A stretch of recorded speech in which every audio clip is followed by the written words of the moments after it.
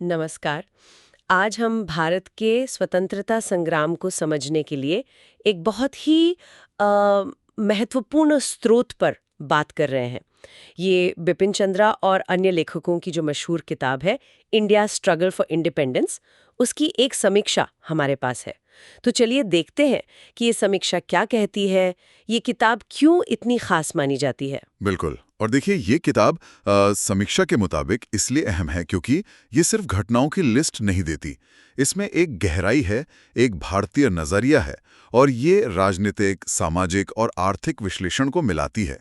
मतलब एक पूरी तस्वीर पेश करती है। हाँ, मतलब सिर्फ ये नहीं कि क्या हुआ, बल्कि क्यों हुआ, कैसे हुआ। सही कहा। ये कारणों, परिणामों और अलग-अलग आंदोलनों के बीच जो रिश्ते थे, उनको समझाती है। अच्छा, तो समीक्षा बताती है कि ये किताब 1857 के विद्रोह से शुरू होती है और 1947 में आज़ादी तक पूरे 90 साल के दौर को कवर करती है। हाँ, पूरा लंबा सफर है। इसमें वो शुरुआती राष्ट्रवादी, जिन्हें हम नरमपंथी कहते हैं, हाँ, उनके संघर्ष, फिर उग्र राष्ट्रवाद का उदय, तिलक, लाला लाजपत राय वाला दौर। हाँ, और फिर जाहिर है गांधी जी के नेतृत्व वाले बड़े आंदोलन, असहयोग, सविनय अवज्ञा, भारत छोड़ो। ये सब, हाँ, इन सब पर विस्तार से चर्चा है। और जलियांवाला बाग या क्रिप्स मिशन जैसे जो टर्निंग पॉइंट्स थे, वो भी शामिल है। बिल्कुल। और इसकी एक बड़ी ताकत जैसा समीक्षा में बताया गया है वो ये है कि ये काफी विद्वत्तापूर्ण तो है, लेकिन भाषा ऐसी है कि आम पाठक भी इसे समझ सकता है, आसानी से पढ़ी जा सकती है। ये तो बहुत अच्छी बात है, क्योंकि कई बार अकादमिक किताबें थोड़ी मुश्किल हो जाती हैं। हाँ, और समीक्षा ये भी कहती है कि ये किताब किसी नेता या समूह का मतलब न तो महिमा मंडन करती है, न ही उन्हें विलेन बनाती है। गांधी, नेहरू, बोस, अंबेडकर सबको उनके विचारों और मतभेदों के साथ निष्पक्ष रूप से दिखाने की कोशिश की गई है। अच्छा, यानी एक संतुलित नजरिया मिलता है। हाँ, और ये सिर्फ राजनीतिक घटनाओं तक ही सीमित नहीं है। आर्थिक शोषण कैसे हो रहा था, समाज सुधार के क्या प्रयास चल रहे थे, जाति का मुद्दा, क्षेत्रीय आंदोलन, इन सब आयामों को भी ये छूती है। ये दिलचस्प है, क्योंकि अक्सर स्वतंत्रता संग्राम को सिर्फ राजनीतिक लड़ाई के तौर पर देखा जाता है। सही। ये किताब उस सोच को तोड़ती है। लेकिन क्या समीक्षा में कुछ आलोचनाएं भी हैं? मतलब हर चीज परफेक्ट तो नहीं होती। हाँ हाँ, बिल्कुल।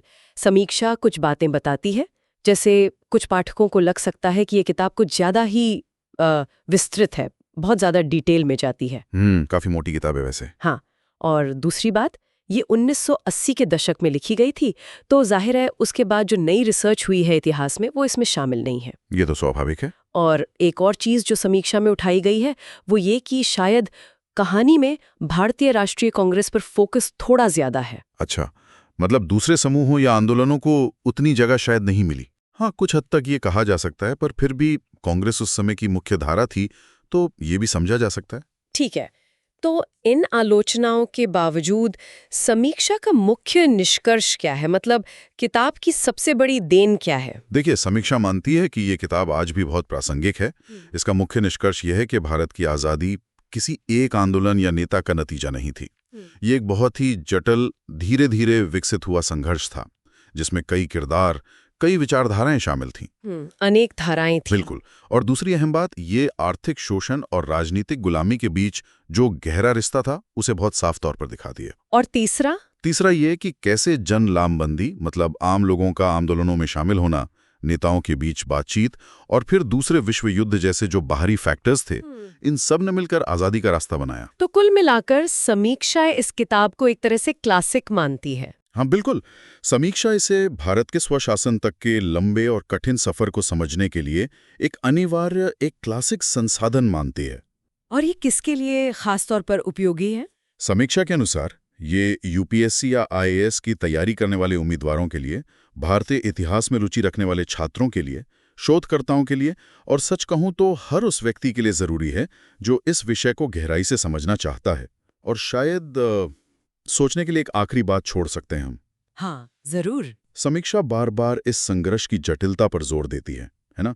शायद सबसे बड़ा सबक सिर्फ ये याद रखना नहीं है कि क्या क्या हुआ, बल्कि ये समझना है कि कैसे इतने सारे अलग अलग समूह, जिनकी सोच अलग थी, जिनके अपने अंदरूनी मतभेद थे, वो सब बाहरी दबावों के बीच एक इतने बड़े लक्ष्य के लिए कैसे साथ आए, कैसे उन्होंने तालमेल बिठाया।